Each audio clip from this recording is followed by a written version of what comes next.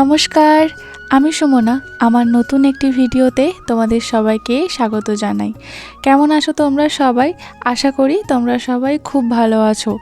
ঘুম থেকে উঠেছি, বাইরে বেরিয়ে দেখি ঘুরঘুরটি অন্ধকার। এখন ঘড়িতে বাজছে ঠিক কাঁটায় কাঁটায় ভোর 5টা।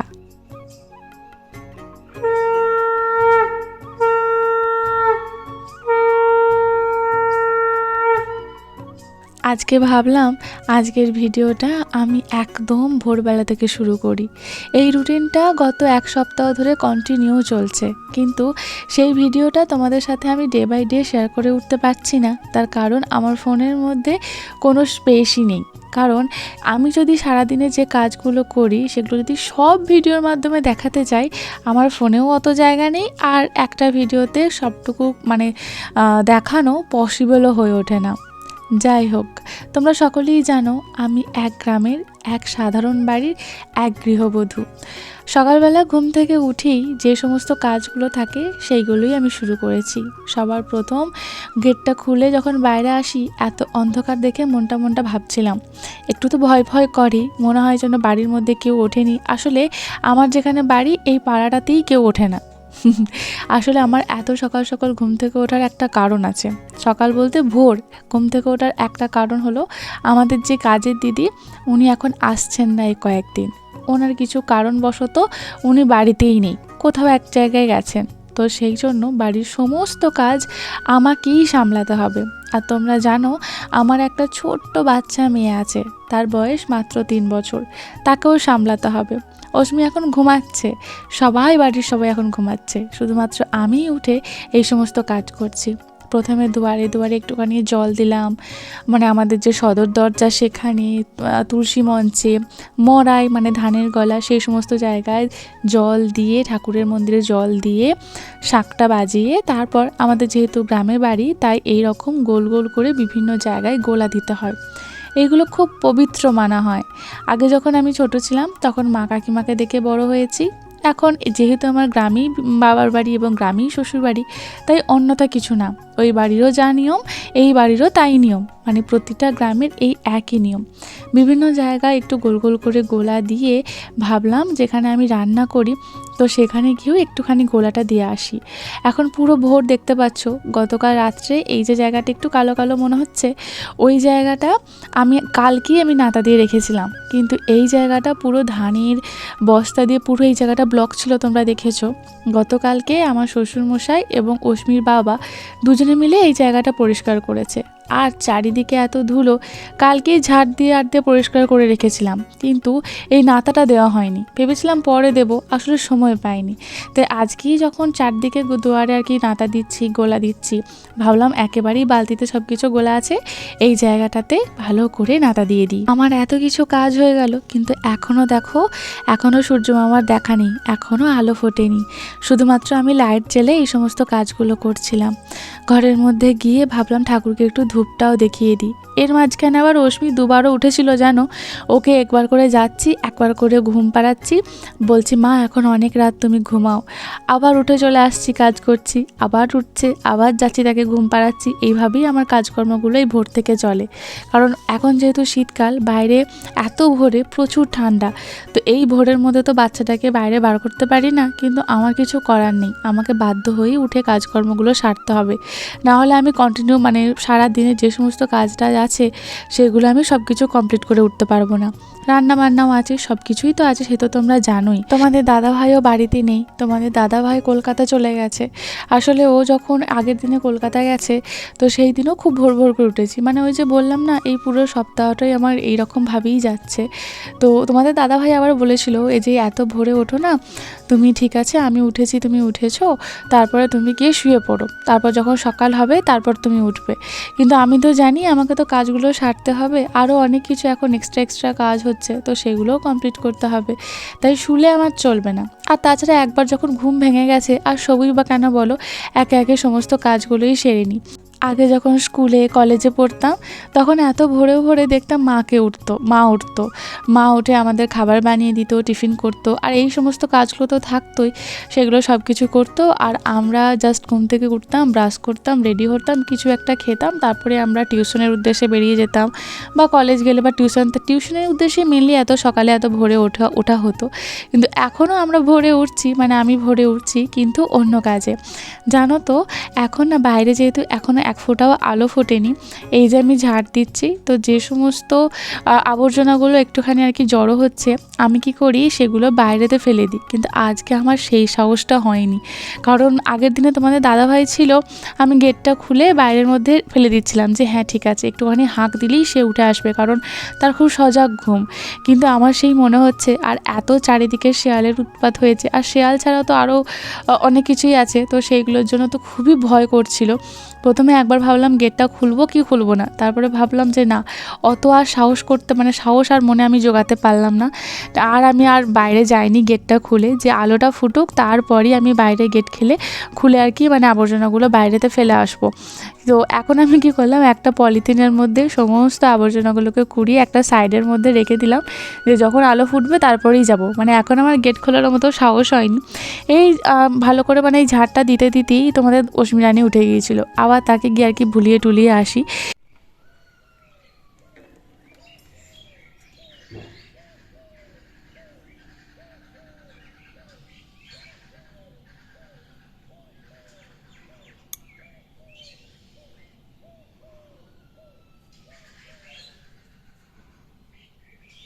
অস্মিকে ঘুম পাড়িয়ে বাইরে বেরিয়ে এসে দেখি হালকা হালকা আলো ফুটতে আরম্ভ করেছে।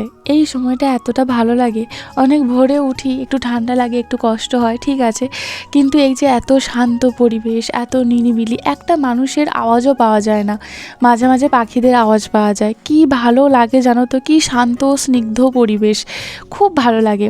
অস্মিকে আবার ঘুম পাড়িয়ে এসে বাড়ি ঘরগুলো একটুখানি ঝাড় দিয়ে দিচ্ছি, এখনও কেউ ঘুম থেকে ওঠেনি।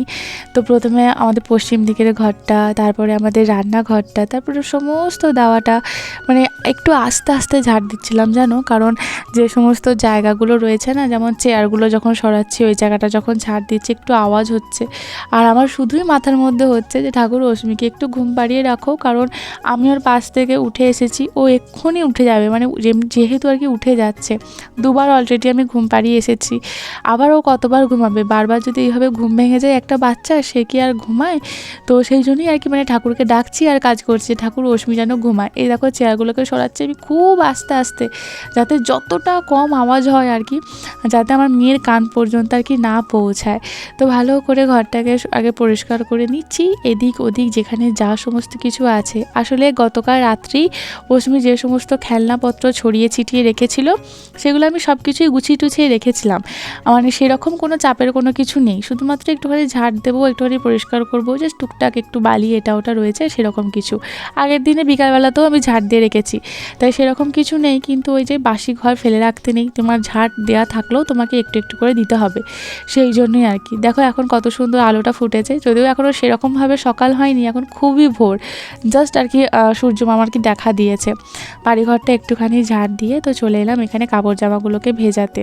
প্রচুর ঠান্ডা জলই, মানে এত কাজ করলাম, আমার অতটা কিছু কষ্ট হয়নি। যখন ওই নাতা দিচ্ছিলাম, মানে দুয়ারে গোবর বা গোলা দিচ্ছিলাম, তো তখন ঠান্ডা জলে একটুখানি কষ্ট হচ্ছিল। আর এই এখন এই জলে হাত দিতে গেলে আমার একটুখানি ভয় ভয় লাগে, এই শীতকালে মানে বিশেষ করে, কারণ এত ঠান্ডা ট্যাঙ্কের জল, আর সে আর কী বলি, কিছু করারও নেই। তো সমস্ত জামাকাপড় যা যা ছিল গতকাল রাত্রি আমি গুছিয়ে রাখি, যে এগুলোকে সকালবেলা উঠে আমাকে ওয়াশ করতে দিতে হবে। মানে কিছু কিছু কাজ দেখবে আগের দিন থেকে তুমি প্ল্যান করে বা গুছিয়ে করে রাখো, তাহলে না তোমার কাজটা অনেকটা সুবিধা হয়। আর এই দেখো একটুখানি আগে এই পুকুরটা, এই জায়গাটা দেখালাম, তখন পুরো ঘুরঘুরটি অন্ধকার ছিল, আর এখন দেখো কত সুন্দর একদম আলো ফুটে গেছে, আর আমারও সব কাজ প্রায় কমপ্লিট। এরপর আমি দরজাটা খুলছি, কারণ সুন্দরভাবে আলোটা ফুটে গেছে তাই। এখন চারিদিকে একটা দুটো শাঁখও বাজছে শুনতে পাচ্ছি, মানে একজন দুজন হয়তো উঠতে আরম্ভ করেছেই। তো সবাই যখন উঠছে ততক্ষণে আর কি আমার কাজ কমপ্লিট হয়ে গেছে। ওগুলো ভিজিয়ে এসে আর যে সমস্ত ময়লাগুলো আমি সরিয়ে রেখেছিলাম একটা সাইডে রেখেছিলাম, তো সেইগুলোকে এই এখন আর কি যেহেতু আলো ফুটেছে, মনের সাহস হয়েছে, তো বাইরে গিয়ে আর কি রেখে দিয়ে এলাম, মানে যেখানে ফেলি আর কি সেখানে ফেলে দিয়ে এলাম। তারপর পুরো ঘরটা ভালো করে মুছে নিচ্ছি। এর আগেও মানে এই যখন আর কি ময়লাগুলো ফেলতে যাই তখন আবার রশ্মি উঠেছে বাইরে থেকে, যাই মা করতে করতে এসে আবার ওকে ঘুম পাড়ালাম, আবার আমি এসে কাজগুলো করছি। মানে সেই ভোর থেকে আমার এটাই চলছে। আর রশ্মি আমাকে কি বলছে জানো, বলছে মা তুমি বারবার করে কোথায় চলে যাচ্ছ বলো তো। আর আমি শুধু এটা ওটা বাহানা দিচ্ছি, এই বাথরুম যাচ্ছি, এই হচ্ছে, ওই হচ্ছে, মানে ভোলাচ্ছি। কিন্তু যদি ওকে আমি বলে ফেলি যে আমি ঘুম থেকে উঠে গেছি, বাইরের কাজ করছি, কাজকর্ম করছি, একবার যদি বলি তাহলে বাস ওর হয়েই গেল, ও আর এক ফোঁটাও ঘুমাবে না, সেই আমার সাথে বাইরে আসার জন্য জেদ করবে। তাই ওকে বাচ্চা যেহেতু যা বলবো তাই তো ভুলে যাবে, একটু ভালো করে বললেই হলো। তো সেই জন্য আর কি বাড়ির ঘর দুয়ার সব কিছুই মোছা হয়ে গেল, শুধু দুটো রুম বাকি রইলো। এক হচ্ছে মাঝের ঘরটা আর এক হচ্ছে আমার ঘরটা, কারণ অস্মি ঘুমাচ্ছে, আবার মাঝের ঘরেতে বাবা ঘুমাচ্ছে। তাই ওরা যেহেতু ঘুমাচ্ছে ওদেরকে আর তুলবো না, ওরা যখন ঘুম থেকে উঠবে তারপর আমি কাজগুলো সেরে আবার দ্বিতীয়বার ওই ঘরগুলো ঝাঁট দেবো এবং ঘরগুলো মুছে নেবো। সেগুলো তোমাদের সাথে আমি শেয়ার করিনি, বা করলে আরও ভিডিওটা লং হয়ে যাবে। ওইদিকে ভালো করে বালতি টালতি সব কিছু ধুয়ে এসে আমি এখানে জানালাটা খুলে দিলাম। আর যে সমস্ত গামছা এটা ওটা ছিল এগুলো না একটু হালকা হালকা ভিজে ছিল, তো সেগুলো রাত্রেবেলায় মিলে রেখে দিয়েছিলাম। এগুলো এখন একটু করে হালকা হাতে আর কি গুছিয়ে নিচ্ছি। এরপরে আমি যাব একটুখানি নিজের জন্য চা করতে। এই ভোর থেকে উঠেছি অন্ধকার থাকতে থাকতে, কিন্তু তখন থেকে এক ফোঁটা জল হওয়া পর্যন্ত আমি খাইনি। চেয়ারগুলোকে যেমন ছিল সেইভাবে গুছিয়ে রেখে দিয়ে রান্নাঘরে এবার যাব একটুখানি জল খাবো। প্রথমে জল গরম করলাম, 1 গ্লাস জল গরম করে একটুখানি খেলাম, আর তারপরে বসালাম নিজের জন্য চা। মানে সব কাজ মোটামুটি আমার কমপ্লিট। সকাল থেকে যা যা কাজকর্ম সকালের থাকে একটা গ্রামের বাড়িতে, যা যা কাজকর্ম থাকে আমার সব কিছু প্রায় কমপ্লিট, জাস্ট একটা দুটো বাকি আছে। তো সেই জন্য ভাবলাম কাজগুলো যখন হয়ে গেছে নিশ্চিন্তে বসে শান্ত মনে পাখিদের আওয়াজ শুনি, পাখিদের সাথে গল্প করি, আর একটু শান্তভাবে বসে বসে একটুখানি চা খাই। আমি যখনই এইভাবে চা খেতে বসি দুটো পাখি কোথা থেকে উড়ে আসে, প্রত্যেক দিনের এদের উড়ে আসা। এর আগেও হয়তো তোমরা আমার ভিডিওতে দেখেছো, কয়েকটা বুলবুলি পাখি আছে যারা আমাদের বাড়িতেই বাসা বাঁধে, ওখানেতেই ওরা ডিম দিয়েছিল, ওখানেতেই ওদের বাচ্চা হয়েছিল, মানে ডিম ফুটে বাচ্চা হয়েছিল, তারপর তারা আবার নিজের জায়গায় উড়ে গেছে। তো সেই বুলবুলি পাখির দল এবং কয়েকটা শালিক পাখি প্রত্যেক দিন আসবেই আসবে। আজকে মনটা হচ্ছিলো যখন আমি চা খাচ্ছিলাম, খুঁজছিলাম কোথায়, ওই যে দেখো ডাকছি, ওদের যখন দেখা পেয়েছি, এই যে মহারানীদের দল, তো ওদের যখন দেখা পেলাম একটু এদিক ওদিক তাকালাম, কোথাও দেখতে পাচ্ছি না। তারপরে যখন দেখতে পেলাম তখন ওদেরকে ডাকলাম, ডেকে ওদেরকে একটু করে বিস্কুট দিচ্ছিলাম। আমার হাতে যেহেতু ফোনটা দেখছে, তাই আমার হাতে ফোনটা দেখে একটু ওদের ভয় ভয় লাগছিল যে ওর হাতে আবার ওটা কি। যাই হোক, কিছু বুলবুলি এসে খেলো, কিছু শালিক পাখি এসে খেলো, কী যে ভালো লাগে আমার, সে আর কি বলবো। আর এখন আমাদের বাড়িটা পুরো শান্ত নিস্তব্ধ, কোনো আওয়াজ নেই চারিদিকে, ভীষণ ভালো লাগছিল। তারপর যাই হোক, চলো এবারে কিছু আমাদের জামা কাপড় ওয়াশ করার আছে। আরে আমাদের এই কাঁঠাল গাছটা এখন খুব সুন্দর কাঁঠাল আসতে শুরু করেছে, কিন্তু এই কাঁঠাল গাছের তলাতেই যেহেতু আমাদের ঘাটটা চারিদিকে পাতায় পুরো ভরে থাকে। আর এই জায়গাটা না আমি ভোরবেলাতে ঝাড় দিইনি, কারণ এই জায়গাটা পুরো অন্ধকার ছিল, আমার খুব ভয় করছিল, কারণ ঘাট জল পুকুর বুঝতেই পারছো, সাপের প্রচণ্ড ভয়। তো সেই জন্য আমি আর ওই অন্ধকার থাকতে থাকতে আসিনি, ভেবেইছিলাম যে যখন সকালের আলো ফুটবে আর যখন আমি জামা কাপড়গুলো ওয়াশ করতে যাব তখন একেবারে গিয়ে ঘাটটা ঝাড় দিয়ে দেবো। তাই এলাম, আগে পুরো ঘাটটা ভালো করে ঝাড় দিয়ে এরপর যে সমস্ত কিছু জামা কাপড় ওয়াশ করার থাকে তো সেইগুলো একে একে করে নেব। আচ্ছা আমাকে একটা কথা বলো তো, আর 5টা বাড়ির বউ বা আর 5টা সংসারী মানুষ যা যা কাজকর্ম করে আমিও তো তাই করি। হ্যাঁ, কিছু কিছু এক্সট্রা কাজ আমার থাকে, যেমন আমি একটা প্ল্যাটফর্মে আছি, আমার একটা খুব ভালো লাগার জায়গা বলতে পারো, আমার সারা দিনের অক্সিজেন বলতে পারো এই ইউটিউব, এই ভিডিও, তোমাদের কমেন্ট, তোমাদের সাথে গল্প করা। এখন যেমন তোমাদের সাথে আমি গল্প করছি, আমার সুখের দুঃখের সব কথা, আমার মনের কথা তোমাদের সাথে শেয়ার করছি, গল্প করছি, এর ফিডব্যাক স্বরূপ তোমাদের সুন্দর সুন্দর আমি কমেন্ট পাই, তোমরাও আমার সাথে গল্প করো, তোমাদেরও জীবনের গল্প আমাকে শোনাও। তো এই এক্সট্রা কাজগুলো আমার কিছু কিছু থাকে। তাছাড়া একটা সাধারণ বাড়ির বউ, একটা গৃহবধূ যা যা কর্ম করে আমিও তো তাই করি। সেই ভোর থেকে উঠে অন্ধকার থাকতে থাকতে তোমরা দেখতেই পাচ্ছ আমি করে যাচ্ছি। এমন তো নয় যে আমি কাজগুলো করছি না, শুধু ভিডিওই করে যাচ্ছি, এমন তো নয়। আমি তো কাজগুলো করছি, তোমরা দেখতে পাচ্ছ। এরপরেও আমি কি লক্ষ্মীমন্ত বউ হতে পারলাম না? এই জিনিসটা আজকে আমার বিয়ের 6 বছর হয়ে গেল, কিন্তু এই লক্ষ্মীমন্ত বউ হতে গেলে আর কি কি আমাকে এক্সট্রা করতে হবে আমার জানা নেই। তোমরা আমাকে একটুখানি বলো তো, একটা সাধারণ গ্রামের, একটা সাধারণ বাড়ির, একটা সাধারণ গৃহবধূ বা লক্ষ্মীবন্ত বউ হতে যা মানে কি কি আর কোয়ালিটি থাকতে হবে, আর কি কি আমাকে করতে হবে, তারপর হয়তো আমি সেই লক্ষ্মীমন্ত বউয়ের তকমাটা পাবো, আমার জানা নেই। এরপরেও কিছু কিছু মানুষ, এত মানুষের সমালোচনা, এত কিছু, এত নিন্দা, এত কটূক্তি, একটা বাড়ির বউ আর কি করতে পারে? আমি আর কি করতে পারি?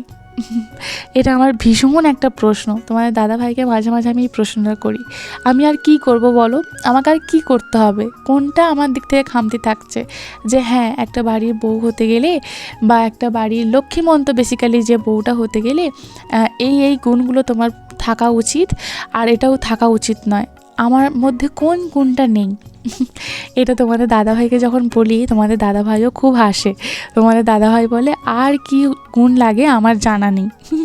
তো যাই হোক, সেই জন্য ভাবলাম তোমাদের সাথেও আর কি একটুখানি শেয়ার করি বা তোমাদেরকেও জিজ্ঞাসা করি, কারণ আমি জানি তোমরাও অনেকে আছো আমারই মতনই গৃহবধূ, বেশিরভাগ মানুষজন তোমরাও এই একই সংসারে টুকিটাকি কাজকর্ম করে থাকো যেমন আমি করি।